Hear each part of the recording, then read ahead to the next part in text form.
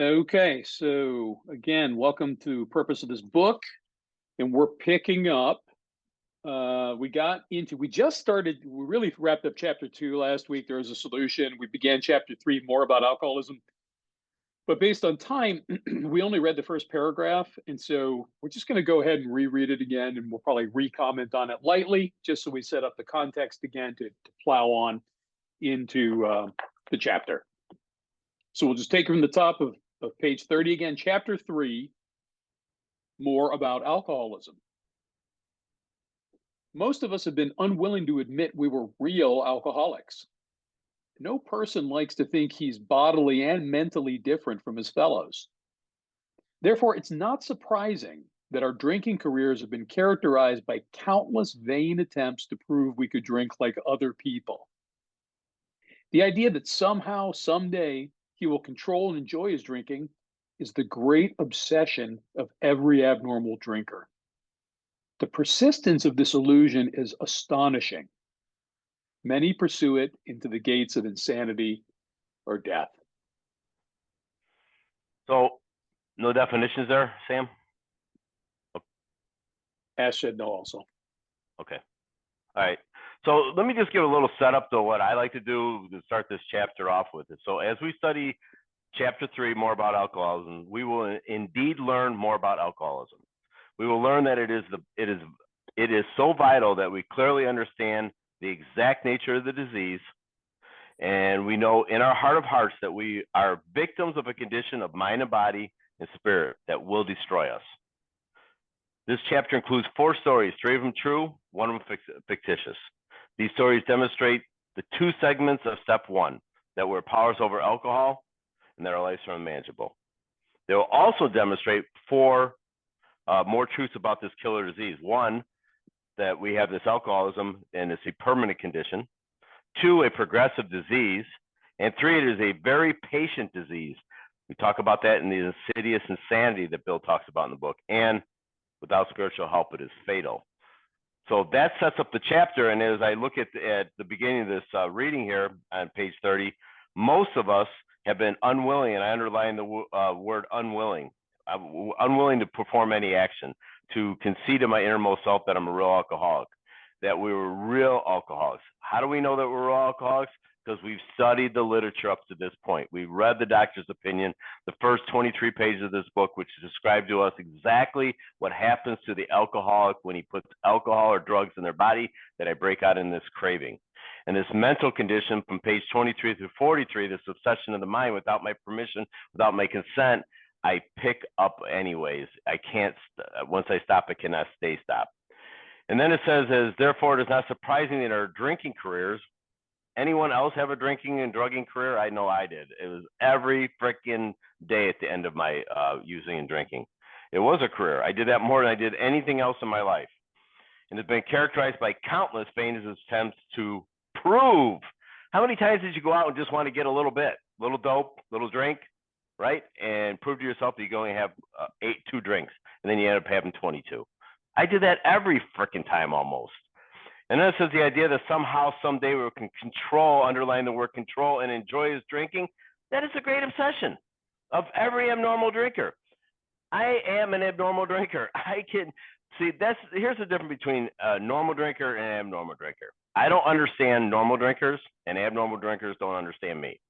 I don't understand. I don't understand that how you can have we go to dinner, you order a glass, a martini, or you order something, maybe a vodka on the rocks or something, and you take a sip and then you let the ice melt. That's alcohol abuse, watching the ice melt in your drink. It's like, I don't get that.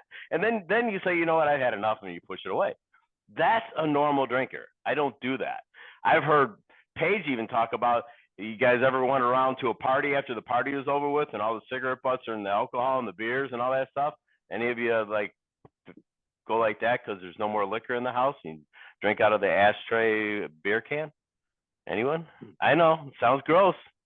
I haven't done it yet. Just saying. Yeah.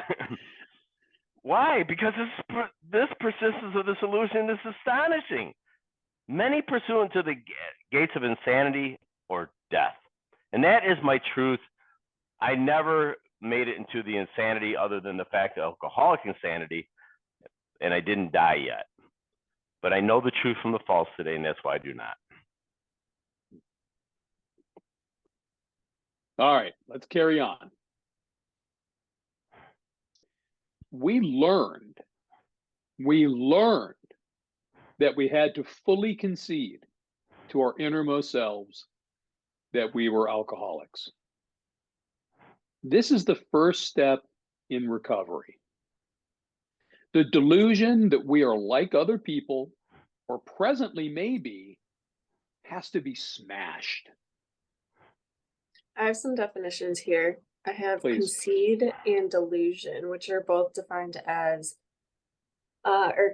concede is defined as admit to be true, to acknowledge, and delusion is defined as a false or mistaken belief, a fixed and often insane belief in the truth or reality of something false or non-existent. So in the sentences, we learned that we had to fully admit to be true to our innermost selves that we were alcoholics. And then this is the first step in recovery. The delusion, the false or mistaken belief that we are like other people, or presently maybe, has to be smashed. Nice job, Sam. So it says the first, so let me just put it in the context of the way Bill's writing the book. It says the first 100 learned that the first 100 had to fully concede their innermost selves that they were alcoholics.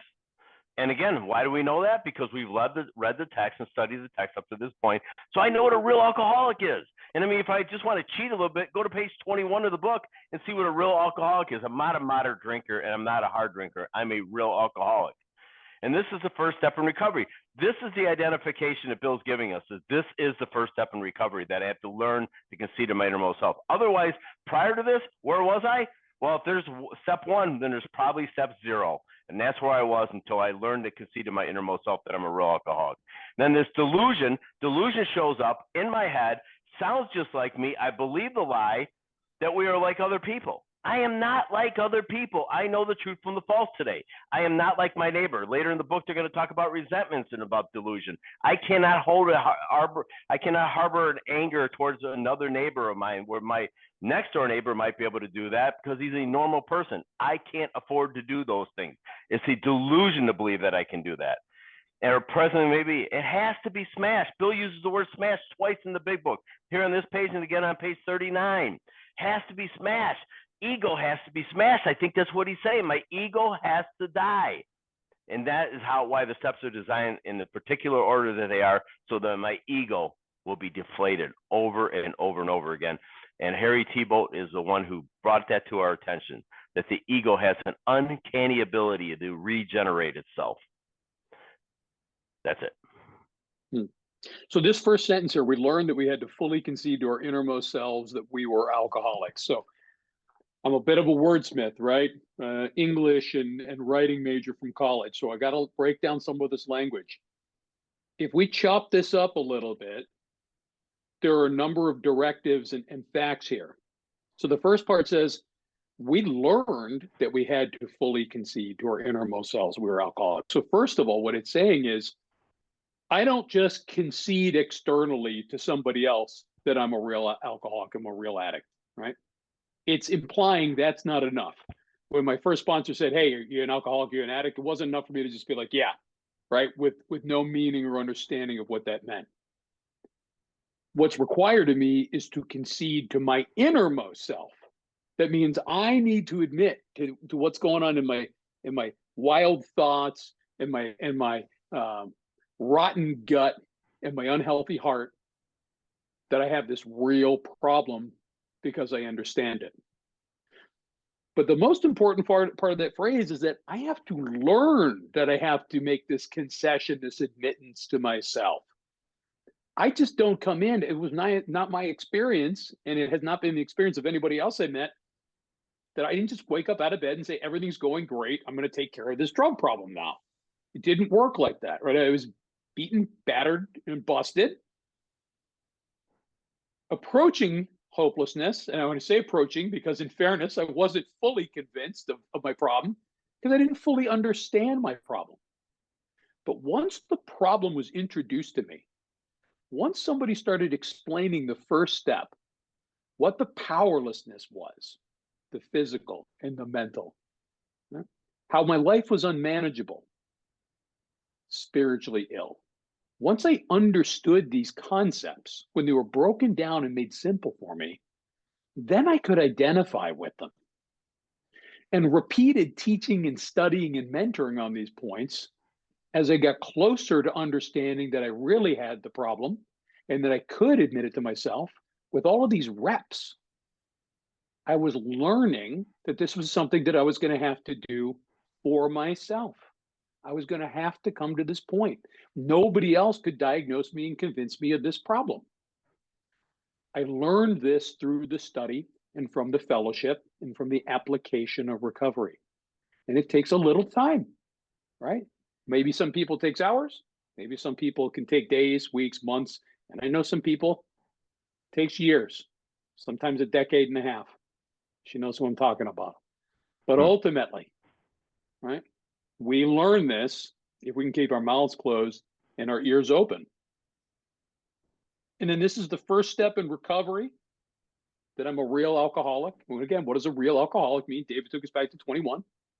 It's that I'm sick physically, mentally, and spiritually. And then this delusion that we are like other people, or presently maybe, has to be smashed. Two important considerations there. That today, I am different from my fellows. I cannot drink or drug socially. It doesn't work out that way for me. I have to be smashed of that delusion. I also have to be smashed of the delusion that if I just start coming around, maybe go to a bunch of meetings, listen a little bit, that I might learn how to drink or drug like a normal person. That has to be smashed as well. There is no fixing this addict. I'm sure David has said it 10 times over the past many weeks. If you put a pickle in some brine, and cucumber in some brine and put it on the windowsill, it's going to turn into a pickle. At what point does a pickle turn back into a cucumber? It doesn't, right? There is no hope, right? There is no hope for the pickle to presently turn back into a cucumber. There is no hope for this addict to learn how to drink and drug like a normal person. Not now, not in the future, right? And that has to be smashed. And by the way, this is delusion. We begin in delusion. And once I admit to my innermost self that I'm a real alcoholic, a real addict, I still may not like that, or I may not like the solution, so I can graduate from delusion to denial. And then I can sit in denial for a while if I like. But denial means I rationally understand what's being presented to me, and I'm rejecting it. Then hopefully I move from denial to acceptance. Delusion is the baseline. If someone's getting healthy when we see a newcomer graduate from delusion to denial. And to piggyback on what David's saying too, he broke down the sentence wonderfully, for the paragraph wonderfully for me. A lot of times, and I'm not accusing anyone here, and then whatsoever, and any meetings I go to, a lot of times though, what I hear a lot is because the word powerlessness is watered down so much in the meetings. I hear crazy stuff like I'm powerless over people, places, and things, and they say that's in the book. It's not in the book. I'm not powerless over people, places, and things, but someone come up with it, and I heard it, and I probably repeated it early on in my sobriety too. So I think the word powerless sometimes gets watered down because we use it in too many different descriptions. What Bill is saying here is strong, to the point kind of language, that we learned that we had to fully concede our innermost selves that we're alcoholics. Like David said, this is internal. This disease I got, this body and mind and spirit is all internal, and the solution must be internal. It cannot be an external solution for my internal problem that I have. Because now I'm saying to myself, this is the first step in recovery. So now I can get busy because I don't have power. What do I do about being powerless? What's the opposite of powerlessness? I need to find power. That's what these steps do for us. Go ahead. We alcoholics are men and women who have lost the ability to control our drinking. We know that no real alcoholic ever recovers control. All of us felt at times that we were regaining control, but such intervals, usually brief, were inevitably followed by still less control, which led in time to pitiful and incomprehensible demoralization. We are convinced to a man that alcoholics of our type are in the grip of a progressive illness. Over any considerable period, we get worse, never better. I did have the definition for demoralization, which is defined as to render untrustworthy, indisciplined, spirit, or the like. So thank you, Scott. He popped up in the chat there that Bill uses the word control 4 times in a paragraph. Bill doesn't do stuff like that. I think that he's trying to prove a point to us. 5 times? Okay, 5 times. Okay. So it says, we alcoholics are men and women who have lost the ability to control our drinking. If I've learned that I've conceded to my innermost self that I'm a real alcoholic, then I know the truth that I cannot control the amount of dope I put in my body or the amount that I drink. I can't control that. And we know that no real alcoholic, and I know what a real alcoholic is because I've studied the text up to this point, will ever recover control. I have no power, no choice, no control. I will never have that the rest of my life. I try to emphasize and re-emphasize and pound that home to my new guys that I work with here. If you think that you can control the amount you drink, then have at it. Go out and have a couple of drinks, go back to work the next day and have a good life. But if you can't control the amount you drink, you're probably alcoholic. We talk about page 44 when I say that. And then it says, all of us thought of times where we were gaining control. Yeah, many times I went out there and I bought a 16th or an 8-ball, and then I didn't do it all. No, that's a lie. I did it all. But the thing is I couldn't stop once I started, but I tried to regain that control that I had when I was 15, 16, 18, 20 years old. But such intervals, they're usually brief. Good descriptions here. We're inevitably followed by still less control. This is called progression. That is what I have. I have progressive disease that is progressive in the amount that I use, and once I stop, I can't stay stopped. And they'll lead in time to pitiful and incomprehensible demoralization. Incomprehensible is something I don't understand. I don't understand why this keeps happening to me. Anyone ever ask you, like when you came home from a run, like what were you doing and what were you thinking? And you don't even have an answer for that. Like it's incomprehensible to me. Like why couldn't I come up with a better lie than the one I had? Like, and I didn't have a good lie. And demoralization is, I'm just confused. I'm confused about the whole thing. I don't know what I'm doing.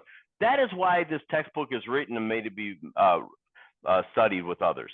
So I can have an understanding of what is going on with me. If I don't know what's going on with me, I'm going to try some more controlled using and drinking, and it's not going to work for me. So we alcoholics are men and women who have lost the ability to control our drinking, which connotes that for some of us, there was a period where we could control. And I remember what it was like when I was younger and my physical powerlessness wasn't fully in bloom. As I got older, my allergic reaction got worse. So there was a time that I controlled my drinking and drugging. I remember that. It was when I was younger. In the book, in another part talks about at some point we lost all control. And that's the story that I know from my experience. And that's what I've heard from so many other people. There was a time when it was fun. I mean, I've met plenty of people who, like, they were a blackout drinker from the first drink in their story. Okay, God bless. It was a wild ride for you guys. But I know lots of people that, we started partying in junior high and high school, and we had fun, and we drank, and we smoked weed, and we did these kinds of things. And then at some point, I always say it went from I went out to the bars on Friday nights to hang out with my buddies and the ladies, to I started ducking out early from the bar on Fridays. What does David call it? The Irish goodbye, where I just split and I don't say goodbye to anybody, to I didn't even bother going to the bars. I just locked myself in my apartment, turned off the phones, locked the door, and I didn't leave for the weekend. And I couldn't tell you the exact timeline of that, and I couldn't tell you the dates. I just know that was my progression. Right? At some point, I lost control. And again, the cucumber and the pickle, No alcoholic, no real alcoholic ever recovers control. We just don't turn back into cucumbers. And all of us felt at times we were gaining control. And I had periods of this too. Man, I have to imagine everybody. And my experience was at times when I felt like when I was regaining control, when I wasn't being led around by the drink and the drug, I actually felt some relief. I was like, wow, maybe I'm through this thing. Maybe that was just a bad phase I was in. But inevitably, always worse relapse once I got going again. And I just love this expression too. I never get tired of reading. It's so visceral, pitiful, and incomprehensible demoralization. It's almost like an onomatopoeia phrase. You guys remember that from grammar lessons? Onomatopoeia. It's like a word that's spelled like it kind of sounds like kaboom or sizzle or things like that. When I read this, pitiful and incomprehensible demoralization, every time I feel just a little bit queasy in my gut because I remembered how it felt to be living this way, to be an ultimate slave, right? The king alcohol, the king cocaine. Maybe I should say queen cocaine. And we're convinced to a man that alcoholics of our type are in the grip of a progressive illness. Over any considerable period, we get worse, never better. I wanted to get better. When I switched brands or I switched substances, I always thought I was going to come out the other side and just be done. I was just going to outgrow it. I was so convinced I was just going to outgrow this thing. I was going to meet the right girl. I was going to get the right job. I was going to get the right home, make enough money. I would just grow up. I never grew up. I never grew out of this thing. Right. And thank God I found recovery before I stopped growing and started dying truly. Moving on. We are like men who have lost their legs. They never grow new ones. Neither does there appear to be any kind of treatment which will make alcoholics of our kind like other men. We've tried every imaginable remedy. In some instances, there has been brief recovery, followed always by a still worse relapse. Physicians who are familiar with alcoholism agree there is no such thing as making a normal drinker out of an alcoholic. Science may one day accomplish this, but it hasn't done so yet. I do have the definition for relapse. Lovely. So, a relapse is a return of a disease or illness after a period of clearly visible improvement. So, in some instances, there has been brief recovery, followed always by a still worse return of a disease or illness after a time of clearly visible improvement. Thank you, Ash. Thank you, Ashton. Appreciate that. So the first sentence there says, we are like men who have lost their legs and they never grow new ones. So what does that mean to me? That means that we never outgrow our allergy or our obsession. Never. I will never outgrow. I will always be an alcoholic, no matter what, or a drug addict. If I drink, I will break out in craving, and once I stop, I'll have this obsession again. That's what that means for me. And then it says, neither does there appear to be any kind of treatment which makes alcoholics of our desperate kind like other men. We've tried every imaginable remedy. Haven't I tried everything? I've tried doctors. I tried psychiatrists. I've tried, pleading with my mom and dad. I begging my wife to help me so I don't drink. People talk about getting locked up, going geographical moves. Tried it all. In some instances, there's been brief recovery followed always by a still worse relapse. This disease is progressive. When does it ever get better? It never does. It always gets worse. That's my experience. Physicians who are familiar with alcoholism agree there's no such thing as making a normal drinker out of an alcoholic.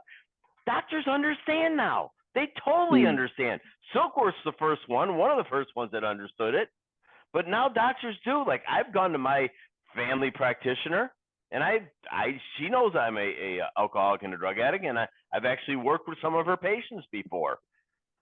But she also knows that I can't drink like a normal person, and that I don't have the power to stop on my own power. I don't have any will. I mean, Joe and Charlie really set this thing up. They say this chapter is about failure of self-will.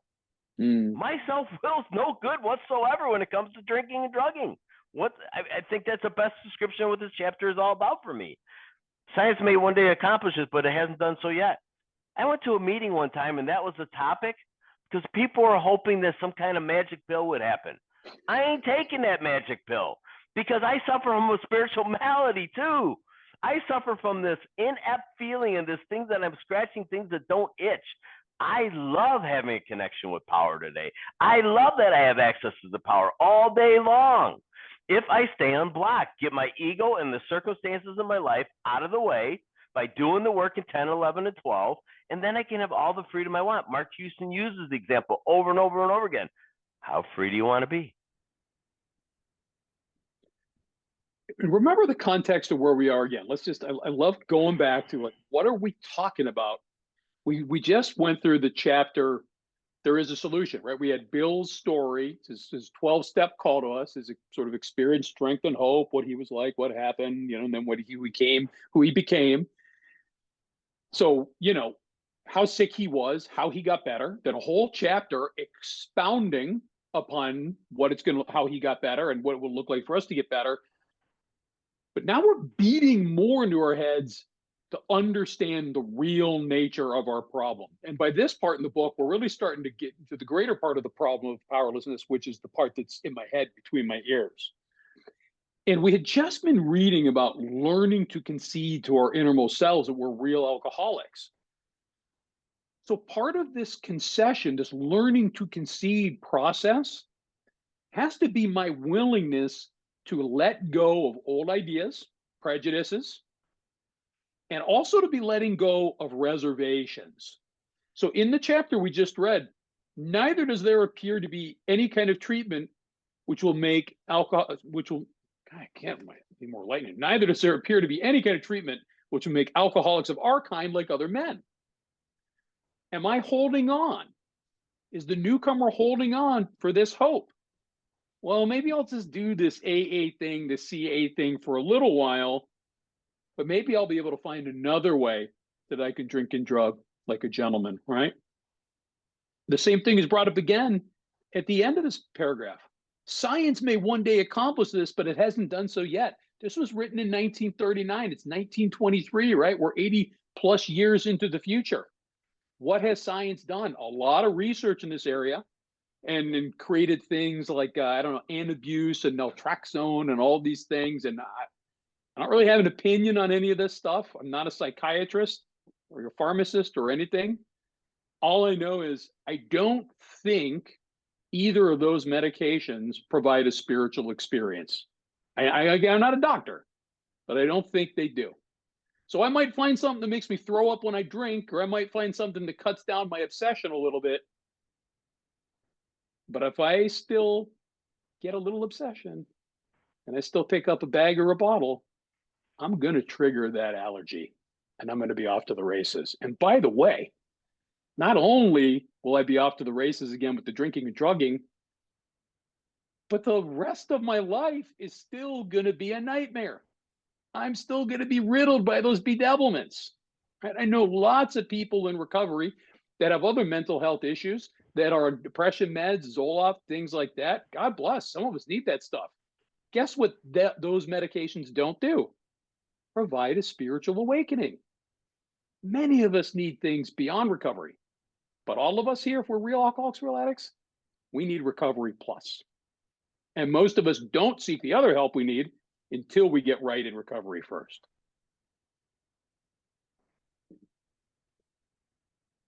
Despite all we can say, many who are real alcoholics are not going to believe that they're in that class. By every form of self-deception and experimentation, they will try to prove themselves exceptions to the rule, therefore, non-alcoholic. If anyone who's showing inability to control his drinking can do the right about face and drink like a gentleman, our hats are off to him. Heaven knows we've tried hard enough and long enough to drink like other people. So in that paragraph here, it says, let's see in this paragraph how many of these things I tried, first of all. Despite all we can say, many who are real alcoholics are going are not going to believe that they're in this class. I've tried not to believe that I was a class of alcoholics. I might have said it in the bar just to kind of get a laugh out of everybody. I certainly didn't say it in the basement of the crack house. Well, they didn't have crack when I got sober, but they had freebasing. I didn't say it there, but I couldn't leave the basement. By every form of self-deception, so this denial and experimentation, they would try to prove themselves exceptions to the rule, therefore non-alcoholics. Normal drinkers don't try to prove they're alcoholics. Right. Only alcoholics try to prove they're not alcoholics, right? And one more thing about that. Maybe you're on the marijuana maintenance program. I don't know. I'm not here judging anybody. But maybe that doesn't trigger the allergy, but I promise you what it does trigger. If your drug of no choice is alcohol, cocaine, heroin, or something else, and you're on the marijuana maintenance program, it's going to trigger the obsession. It's going to trigger, I don't know if it triggers the allergy, but it's going to trigger the obsession, and I need to know that. So anyone who's showing inability to control his drinking or substituting marijuana maintenance can do the right about face and drink like a gentleman. Hats are off to you, man. If you could do marijuana maintenance and never drink a drug again, I can't. It's going to trigger the obsession. I'm going to go to my drug of no choice, cocaine. I've been proven to me over and over and over again. I have to know the truth from the false, and I know I can't do any mind-altering substances. Heaven knows we've tried. Have I tried? Yeah, I've tried all them things hard enough and long enough to drink like other people. I've tried all those things. Checkbox exercise. None of them worked. Failed utterly. Yeah, it's all of these statements, and you know, David's doing, as we so frequently do, that we learned from, right, the great Mark Houston, turning all these statements into questions. Every one of these questions needs to be asked. And if you're going through this content for the first time, or if you're taking somebody new through it, not every question that we bring up out of the big book needs to be answered immediately. David's fond of saying, consider this, because if I'm blitzkrieging you through this and question, and you're just saying yes, are you saying it because you really comprehend and understand? Or are you saying it because that's what you think I want you to say? That's not what I want. I want you to say, I don't understand what we're reading. Can you explain it a different way?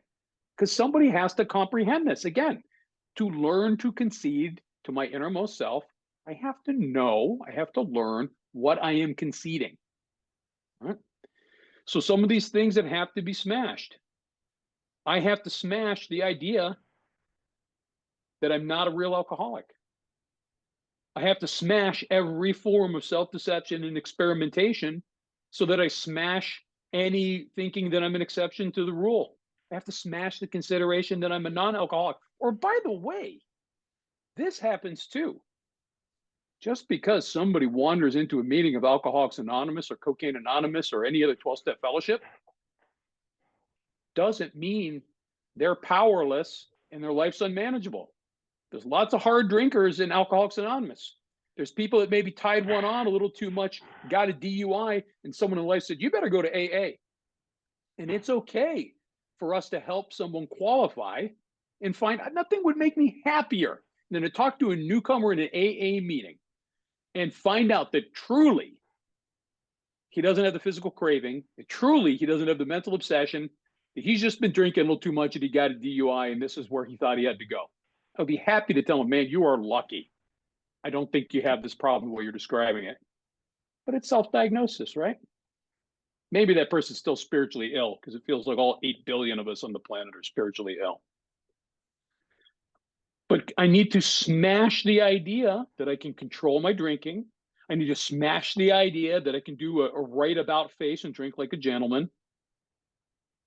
And I have to smash the idea that there's anything else I can try hard enough or long enough to drink like other people. Smash. And is it my job to smash that for the newcomer?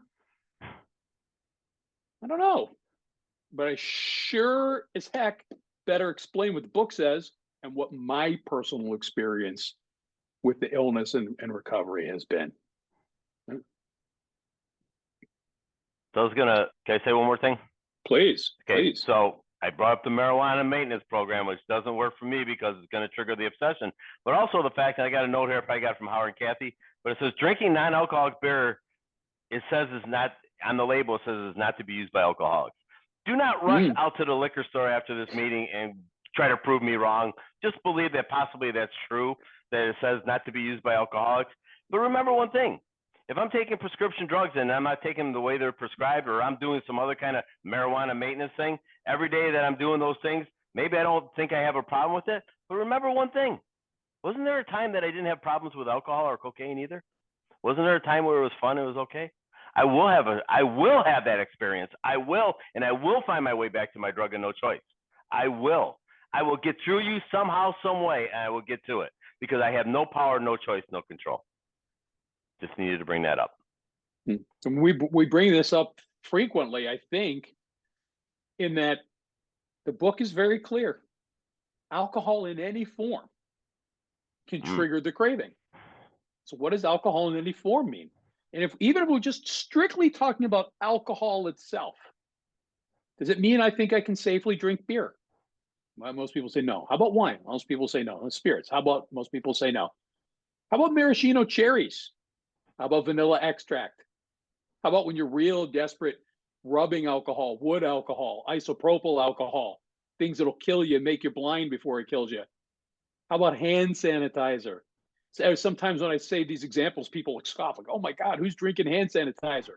Oh. A lot of real alcoholics, right? On the way to killing you, will drink just about anything. And Ash is shaking her head, works as an ER nurse. So I'm quite certain Ash has seen this. Yeah, I have. I mean, again, it's just like when you're a real alcoholic, it's the desperation of anything. You don't have like the drink, you'll find it anywhere. And yeah, sadly, I have seen it before, and people do drink like hand sanitizer or even rubbing alcohol. So there's testimony from not just a member of our fellowships who has this disease, but in her professional life has seen this firsthand too, right? And not just alcohol in its liquid form, right? David rattled up all those other things. Pills, benzodiazepines that affect our brains chemically in the same way. All of this, right? And maybe some people are just alcoholics; they're only allergic to that. But I'm David and I are two peas in a pod. I'm allergic to everything, and I obsess over everything. Right? Marijuana would not be enough for me if I tried smoking a day, because I'd be like, man, I need something stronger. Because as soon as the craving, the obsession hit, I'd be going to find that crack that David was too old to be smoking, apparently. Right? Somebody put in there melting shoe polish. You guys are way too scientific for my ass, man. But hey, so here's a true story, brief story. Friend of mine and his wife, they got divorced. Real alcoholic, could not get any booze at all. Liquor stores wouldn't sell it to her anymore. Went to the friendly drugstore, bought 3 bottles of rubbing alcohol, drank it in the dead of winter in Chicago here, walked her way to the dope house. The dope guy wasn't there. She passed out, blacked out, froze to death, and died on his back stoop. And that is a true story, man. And I know her kids and I know her husband. That is true. I have gone to any lengths. Why am I not going to any lengths when it comes to this deadly disease that I have no power, no choice, no control over? What does any lengths mean? Any lengths means to do these steps in the design that they are. Get a big book sponsor and do this work. Quit effing around with this thing. People die all day long. If you want a life beyond anything you ever imagined, get unblocked from the things that are blocking you, which is self, and go have fun with your life. I have so much freedom today. I share it with everybody I come in contact with. I had sponsees all day long after I got off work. I had them all day yesterday. This is my joy in life, watching them carry this message to other people today.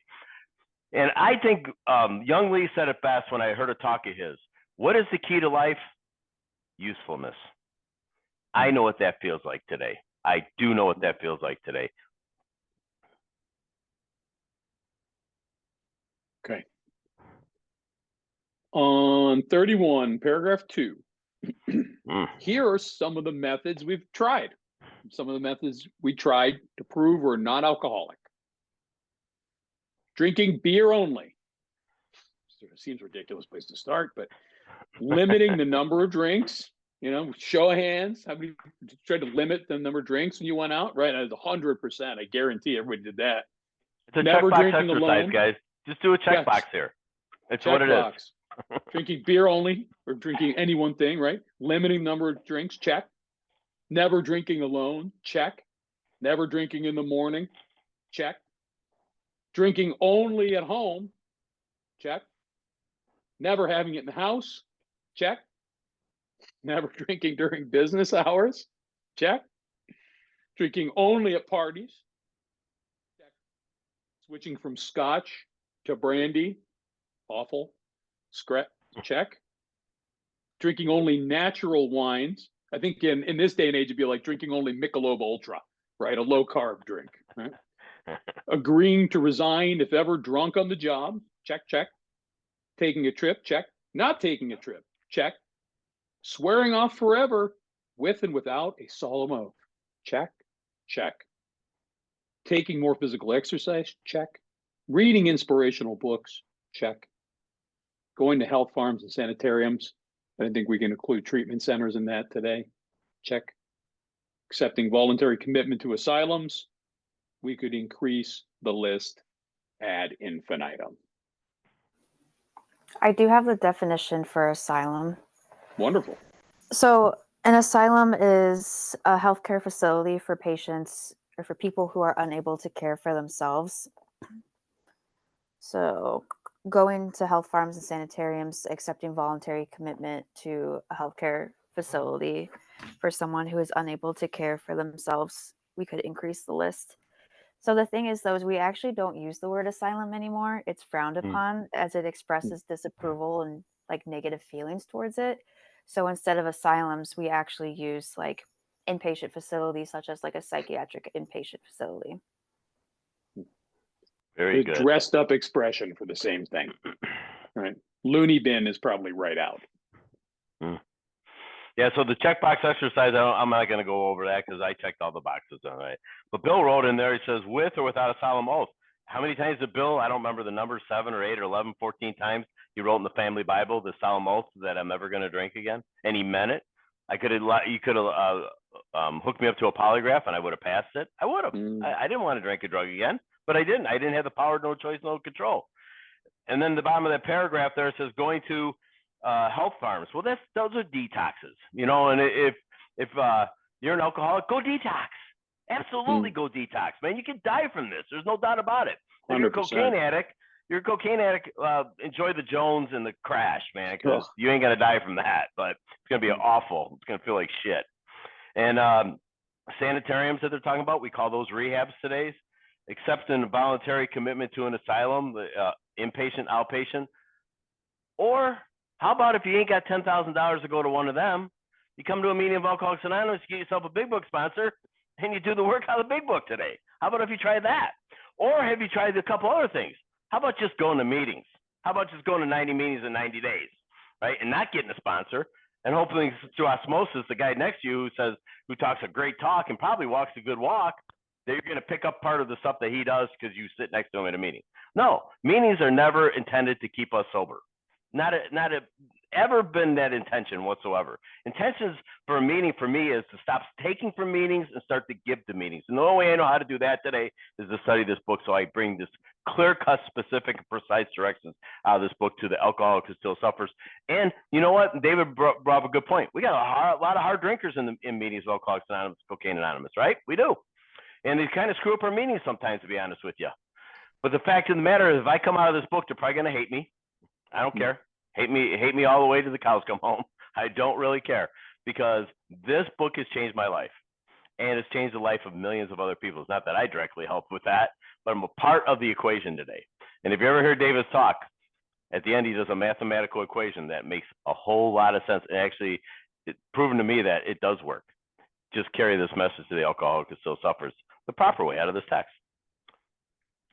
So this is another paragraph. I think, David talked about checkbox exercise, but it's another whole litany here in the consideration of what has to be smashed.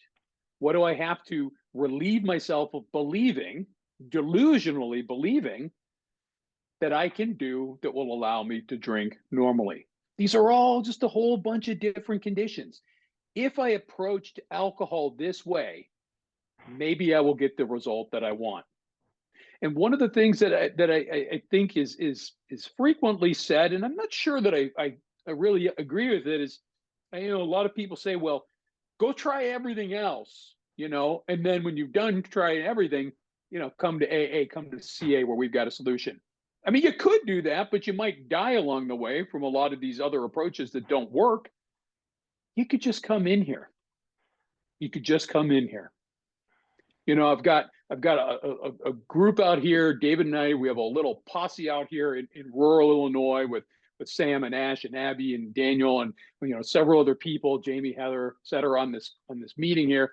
And we're different ages and different sort of backgrounds and orientations and stuff. But one thing that's cool about this group is a lot of people in our little group are young. They're in their mid-20s. It's like, for the love of God, just come in, just give this a shot, do all the work thoroughly and honestly, and you're going to get better. Don't go around trying to live in the gray and shoot the angles and maybe die along the way or drive drunk and kill some poor family. Just come in here. It's okay to come in, make your first stop AA while you're feeling hopeless and powerless. Right?